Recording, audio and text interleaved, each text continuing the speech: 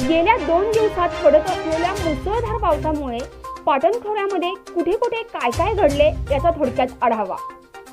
पाटण तालुक्यात ढगफुटी सदृश्य शेतीचे नुकसान, बळीराजाच्या चिंतेत वाढ, अनेकांच्या घरात शिरले पाणी। पाटण तालुक्यात पाऊस काय थांबेना आणि सुखाने काय जगू देईना अशी परिस्थिती निर्माण झाली आहे। पाटण तालुक्यात अनेक भागात ढगफुटी सदृश्य पाहावयास मिळाले। या ढगफुटीमुळे नुकतीच पेरलेली पिके शेतातील मातीसह वाहून गेली आहेत। यामुळे मोठ्या प्रमाणात नुकसान होऊन शेतकऱ्यांवर उपासमारीची वेळ आली आहे। तसेच अनेकांच्या घरात पाणी शिरल्याने जीवनावश्यक वस्तूसह संसार उपयोगी साहित्याचे देखील नुकसान मोठ्या प्रमाणात झालेले आहे। ओढ्या नाल्यांना नदीचे स्वरूप येऊन काही ठिकाणी साकव पूल खचले आहेत, तर काही पूल पडण्याच्या मार्गावर आहेत।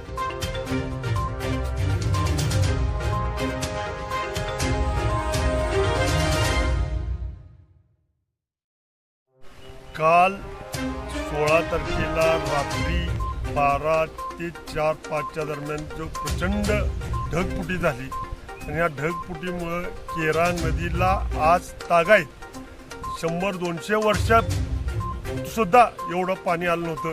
ते एका रात्रीमध्ये कालच्या त्या ढगमुळे आलं। होत्याचं नव्हतं संपूर्ण भागाचं या केरा नदीच्या पात्रातलं या पावसानं केलेलं आहे आणि न भरून येणारी अशी हानी वितानी या ढगफुटीमुळे झालेले।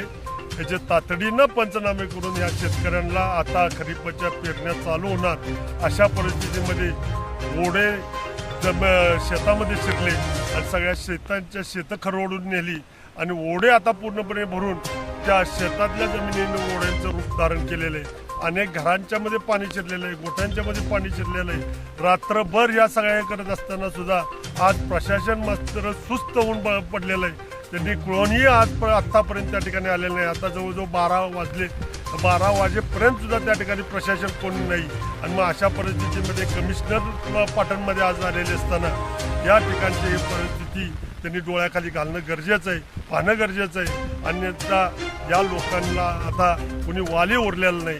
अशा परिस्थितीमध्ये शेतकरी पूर्णपणे उद्ध्वस्त झालेला आहे, त्याची शेती पूर्णपणे उद्ध्वस्त झालेली आहे। या शेतकऱ्याला आता आधार देण्याशिवाय पर्याय नाही।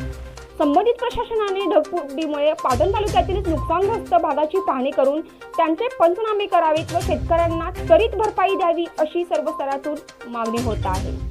पंचनामा न्यूज सह संतोषी जगदाळे।